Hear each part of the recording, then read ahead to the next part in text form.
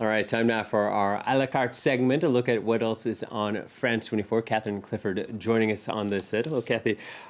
You're just back from Festival America, celebration of North American literature and culture here in the French capital. Tell us a bit about this festival.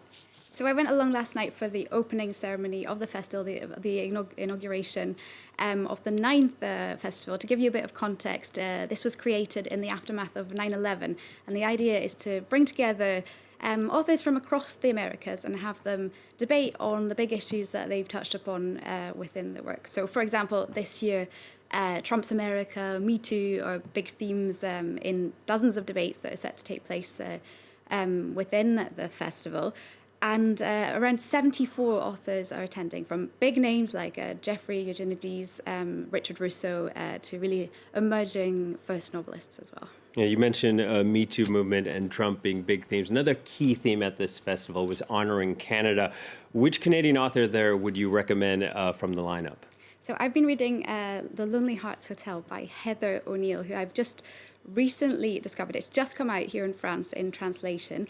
It's the story of a boy and a girl who are abandoned by teenage mothers as babies, and they end up in a Montreal orphanage. Now this, I was hearing from Heather O'Neill last night, this is inspired by a real abandoned building in Montreal where she's from, which was an orphanage, and a lot of the graphic, nasty details of life in the orphanage are lifted straight from historical records.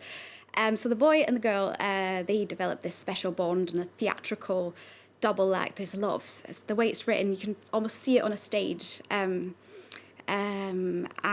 so they start to sort of fall in love, they're separated, and then this adventure across 1930s Montreal, the underbelly, the criminal world ensues. And so what I heard from Heather O'Neill last night is that actually the inspiration came from quite an unexpected source.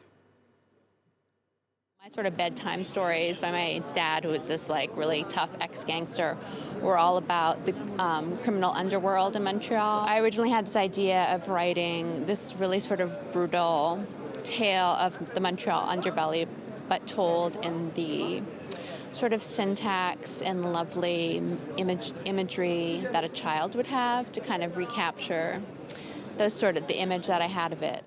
The underbelly of Montreal is explained there. Now, one very high-profile Canadian author, one of my favorites, Margaret Atwood, also on the program.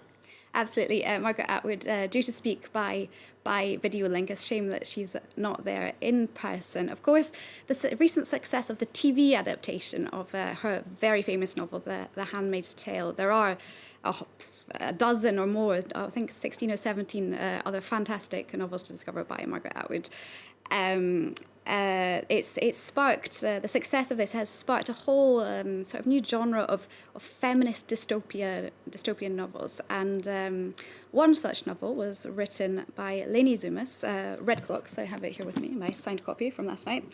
It's narrated from the perspective of 4 different women who are profoundly affected by a new set of laws that come in the US, and they give rights to the fertilized embryo. And there's another act called the Every Child Must Have 2 Parents Act. And so these 4 women, you see how their lives are affected. But for Leni Zumas, she told me that this is not so much dystopia, but something almost scarily closer to reality. I see it more as a paratopia, you know, a reality that's right next to our reality and could become true kind of any minute. And what we're seeing in the U.S. now with the confirmation hearings for Brett Kavanaugh, if he's confirmed, I could see abortion being banned again. I'm a sucker for anything dystopian. Now, the guest of honor this year, John Irving, the renowned U.S. author, screenwriter, 40-year anniversary of The World According to Garp. Now, Kathy, you read the book. What did you make of it? So this novel, there's so much going on in this novel, it's hard to sum up, but basically it follows the writer character of T.S. Garp from his rather unusual conception right up to his death. It almost reads like a string of short stories rather than a novel, because it follows these episodes within his life that are interwoven. His reality is interwoven with his fiction, which becomes increasingly autobiographical. So that's quite interesting. And it's a real tragicomedy. Irving and Garp both speak about really dark, grisly things like death with this very surreal humour. So that's a tricky balance to strike, but it works well. Garp's the only son of a woman who decides to conceive in a unusual way because she wants to avoid what she calls a lust. And she accidentally, in this way, becomes a prominent feminist figure, which will profoundly affect her son. And the novel really plays around constantly with gender roles, turning them on their head. So it's still really such a relevant read, even 4 decades later. Relevant and a good read at that. Festival of America, dystopian, all these different themes prevalent in the festival that is ongoing here in the French capital over the weekend. That's it for now. Please stay tuned. More news coming up in just a moment.